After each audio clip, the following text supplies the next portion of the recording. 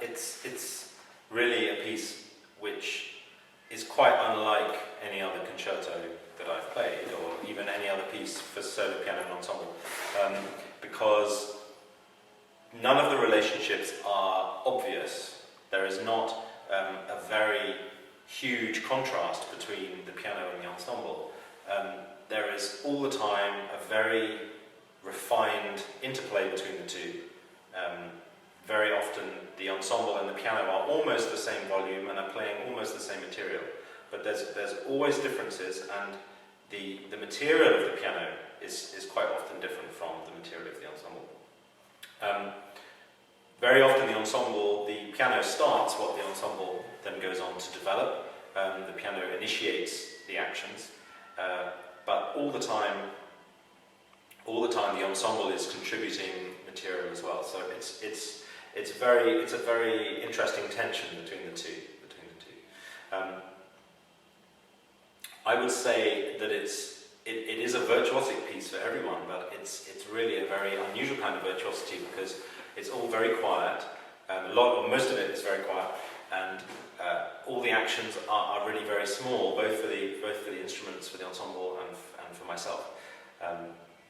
I don't think I've ever played a concerto that had quite so much quiet piano writing in the solo part before, and it's really a very interesting colour.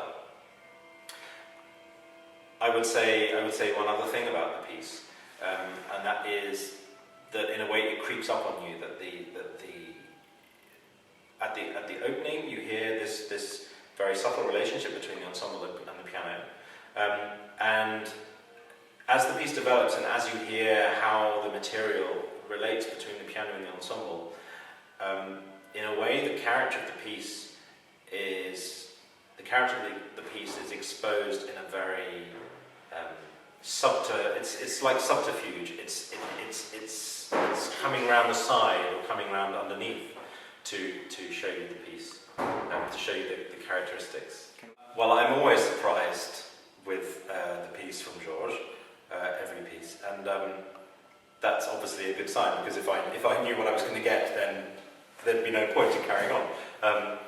I'm always surprised. On the other hand, you know, his piano writing in the last 10 years has been is really a new departure for him. There was Sonata early on in the late 60s, like you said, and then really there was nothing for solo piano for 20 years, and it's really a new development. And so he's been working around the same area of piano writing in the last 10 years. So it's in a way it's a very close relationship to the recent pieces, but it's got, of course, lots of things in it which are new and developed structures, really developed ways of writing for the piano. To me, Georges' music is all about subterfuge in a way that it's not music which deals with obvious statements. Even if it says something very clearly, it's not necessarily clear what it's saying. Even if it says something, if it makes a very loud, strong gesture, in any piece of Georges, a loud, strong gesture isn't necessarily a simple statement, because of the context and because of the whole content of the piece. You can never really know how that strong gesture relates to the whole expression of the piece, until really the whole thing's over, until you can really digest it. I think it's all about subterfuge.